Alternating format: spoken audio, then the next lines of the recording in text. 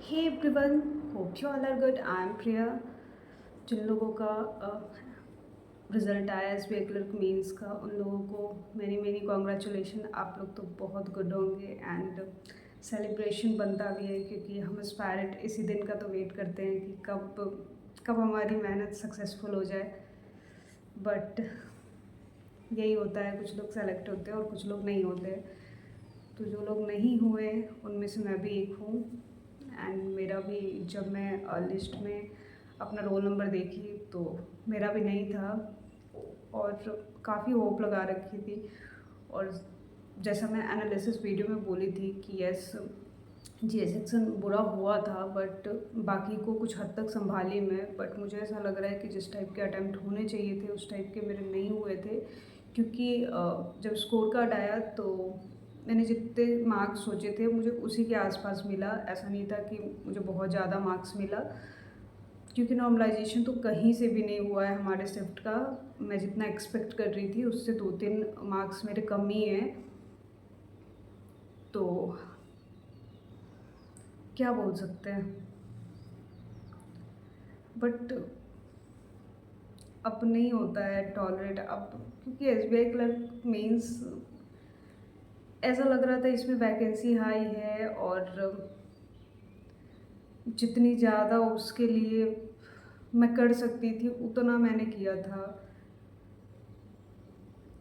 Starting से तो मैं करते ही आ रही, जबकि प्रीलिम्स से पहले से मैं मेंस का कर रही थी। उसके बाद में लास्ट में तो सब करते हैं, अगर जो भी सीरियस एस्पायरेंट होते हैं सब जी जान लगाते हैं। और एक टाइम के लिए तो आपसे ये सारे फेलियर्स बर्दाश्त भी हो जाए, जब आपका पहला दूसरा अटैम्प्ट हो, आप एक लंबे टाइम से प्रिपेयर करते आ रहे हो और आपको लास्ट में एक होप लगती है कि नहीं, इस बार वैकेंसीज अच्छी है और इस बार 100% दे देना है और हो ही जाएगा।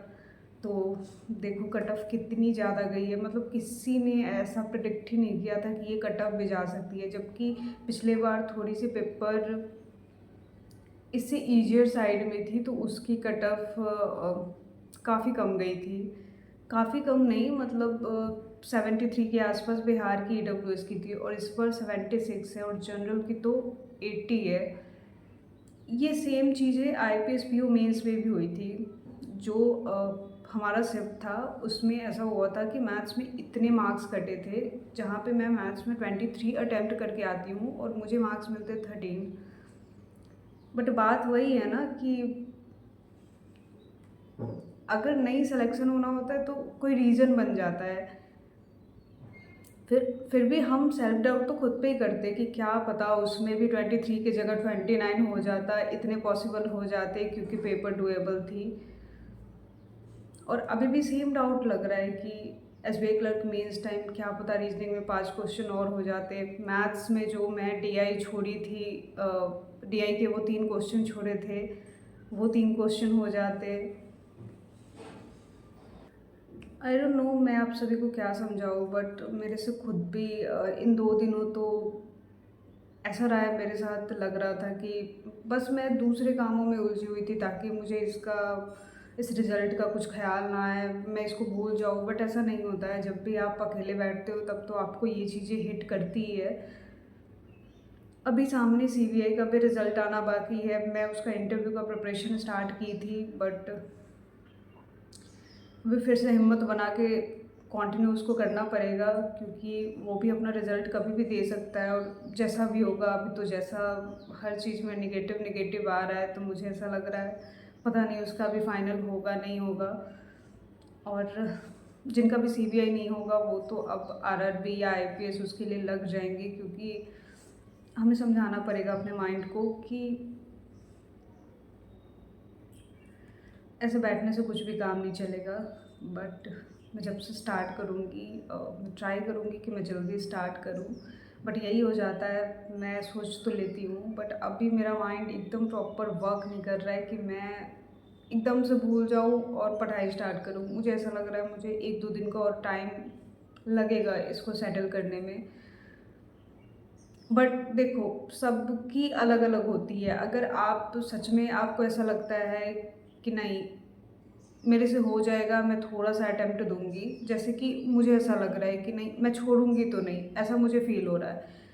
तो जिनका भी माइंड प्रिपेयर हो चुका है, आप सच में उसको जल्दी से भूलो। मैं मेरे पे भी अप्लाई करूँगी और आप सभी को भी बोलूँगी, जल्दी से इस चीज़ को भूलो और आगे का लग जाओ।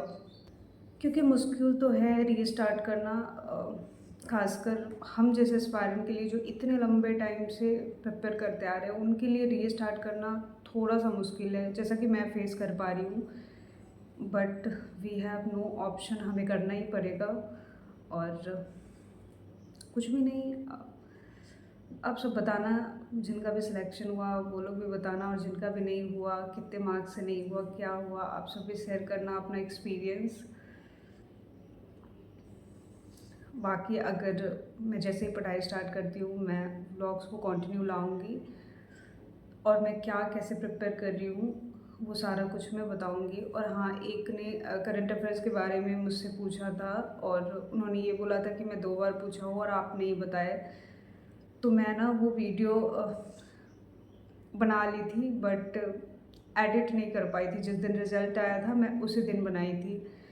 तो मैं एडिट नहीं कर पाई थी, जिसके वजह, और उसके बाद तो फिर ऐसा कुछ सीन ही नहीं था कि मैं कुछ भी पोस्ट करूँ। और सबके साथ तो सेम ही हो रहा है ना, तो कोई भी इन 2 दिनों में उतना पढ़ तो पाए नहीं होंगे। बट मैं ट्राई करूँगी आप लोगों में से जिनके भी डाउट्स हैं, मैं वो सारे क्लियर करूँ।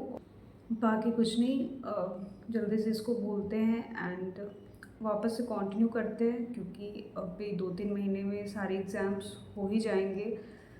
अब जो भी नोटिफिकेशन आएगा, ज़्यादा लोड नहीं लेना है, क्या होना है नहीं होना है, क्योंकि जो हमारे हाथ में नहीं है उसका सोच के हम क्या कर सकते हैं, कौन सा एग्ज़ाम पहले आएगा कौन सा नहीं आएगा। हमें सब कुछ पता है कि हमारा 3-4 पेपर होने वाला है, उसके अकॉर्डिंग हम अपना रूटीन स्टार्ट करते हैं। बाकी तो अब तो ऐसा हो रहा है, एग्ज़ाम दे के आओ उसको भूल जाओ, होप लगाना ही नहीं है, क्योंकि काफ़ी तकलीफ़ होती है जब होप लगा लो और आपका नहीं हो तो।